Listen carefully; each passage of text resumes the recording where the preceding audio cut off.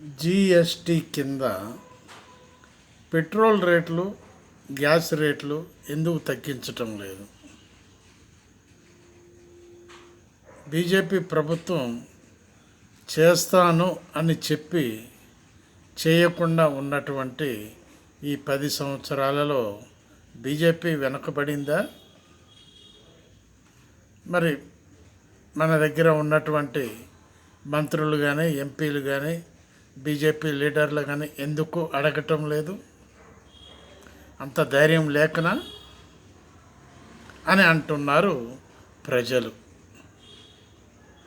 కళ్ళ ఎదురుగా జరుగుతున్నటువంటి అన్యాయాన్ని మనం అనుభవిస్తున్నాం, కానీ లీడర్లు ఎవరు మాట్లాడటం లేదు, అంత ధైర్యం లేదు.